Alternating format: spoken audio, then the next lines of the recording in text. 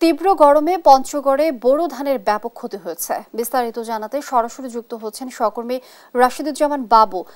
বাবু, গরমে ফসলের ক্ষয়ক্ষতির পরিমাণ কেমন দেখছেন, এই বিষয়টি জানাবেন অবশ্যই আমাদের, এবং এ নিয়ে কৃষি বিভাগের কোনো পদক্ষেপ দেখছেন কিনা। ধন্যবাদ লিনিয়া। আসলে আপনি যেমনটি বলছিলেন যে দেশের সর্বোত্তরের জেলা পঞ্চগড়, এই পঞ্চগড় কিন্তু আসলে একটি কৃষি প্রধান জেলা। এখানে কৃষি উৎপাদন করে 80% মানুষ কিন্তু কৃষি কাজের উপর নির্ভরশীল। যেই কারণে কিন্তু আপনি যেমনটি বলছেন যে আবহাওয়ার পূর্বাভাসে আমরা তেঁতুলিয়া আবহাওয়া অফিসে খবর দিয়েছি। সেখানকার যে ভারপ্রাপ্ত কর্মকর্তা রাসেল শাহ আমাকে যেমনটি জানিয়েছে যে আসলে এই সপ্তাহ জুড়ে আসলে পঞ্চগড়ে বৃষ্টি হতে পারে। তবে এখন পর্যন্ত কিন্তু আমরা দেখেছি যে কোনো সুখবর কিন্তু আসলে দেওয়ার মতো নেই।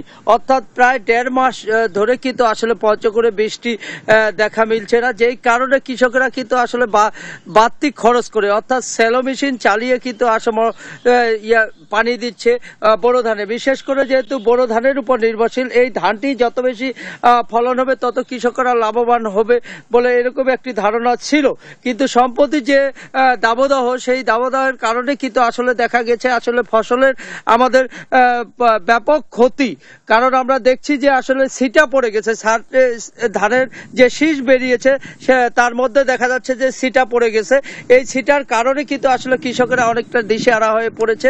এর পাশাপাশি তীব্র যে গরম, সেই গরমে কিন্তু আমরা দেখেছি যে আসলে এই জমিতে পানি বেশিক্ষণ ধরে রাখতে পারছে না, যেই কারণে কিন্তু আসলে উৎপাদন খরচটা তার বেড়ে যাচ্ছে। আবার কৃষকেরা ধারণা করছে যে আসলে বাজার দর কেমন থাকবে, এই উৎপাদন খরচ বাড়তি হওয়ার কারণেই যে বাজারের দাম সঠিক পাবে কিনা এরকম একটি সন্দেহ। কৃষি বিভাগের সাথে কথা বলেছি, কৃষি বিভাগ বলছে যে আসলে যদিও পঞ্চগড়ের এই মৌসুমে অর্থাৎ তাপমাত্রা বিরাজ করছে গত এক সপ্তাহ ধরে 38 থেকে 36 ডিগ্রি তাপমাত্রা, কিন্তু বাতাসের আর্দ্রতা থাকছে প্রায় 20,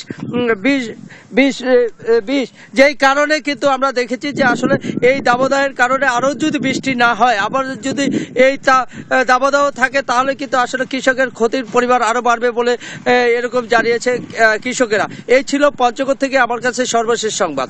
লিনিয়া বাবু, ধন্যবাদ আপনাকে। দর্শক, তীব্র গরমে পঞ্চগড়ে বোরো ধানের ব্যাপক ক্ষতি হয়েছে, এ বিষয়ে বিস্তারিত জানাচ্ছিলেন সহকর্মী রাশিদুজ্জামান বাবু।